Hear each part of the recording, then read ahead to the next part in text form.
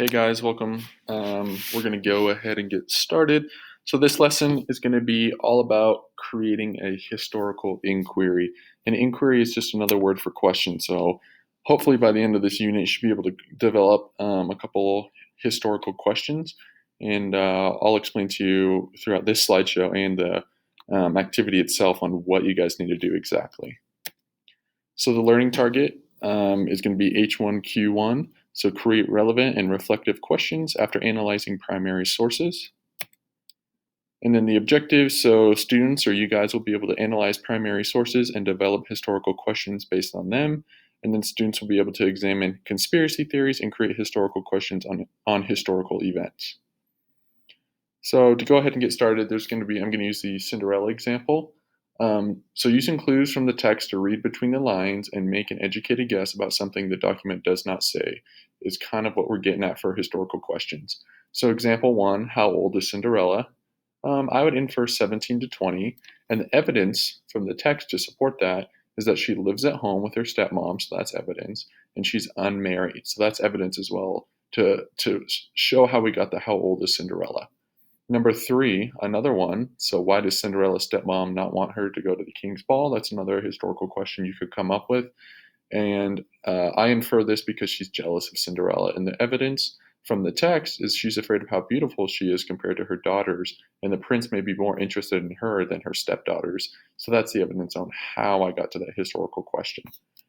If you're wondering like other steps or structure, let's go ahead and get into that now. So the first thing you want to look for is it open-ended. Does it have like a single right answer, or can it be answered with a yes or no? If you check off one of those that it can be answered with a single right answer or a yes or no, then it's probably not a good historical question. So a bad example would be who won World War II? Well, you could say the Allies, right? And that's a simple right answer, and that's not what you want. A better one would be how did the Allies win World War II? That's a little bit better because you have to have evidence to answer that question.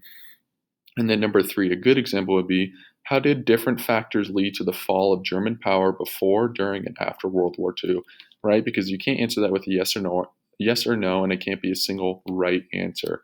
You kind of have to expand on it with the information that you gather. In most cases, how and why questions are better than who, what, where, and when questions, but not always. But that's a simple rule that you can follow. Number 2, is it debatable or argumentative? So a reasonable person could disagree with you and not be wrong. Like they can make a statement based on your question, still not be wrong. So is it debatable? That's the big one. Number 3, specific and clear. So anyone reading it would be able to understand the question, the topic, and be able to research it. So they'll be able to understand the question and go ahead and find some research to answer that question.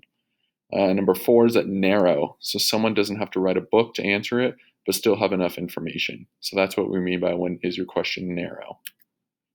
Number 5 is it engaging. So will someone be excited or motivated to find the answer to your question? So is it motivating the reader?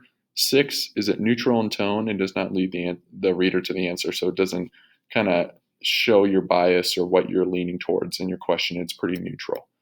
Number 7, is it researchable? So is your question able to be researched and found out about? Because that's what you want in a good historical question. These are the structures for how to make a good historical question. Please refer back to this if you need it. I'll also post the slides itself as a hard copy if you'd like to refer back to them. But these are some good rules of thumb when you're looking at making your historical questions based on what you'll be reading here in the activity. So thank you, and please move on to the activity part of this unit.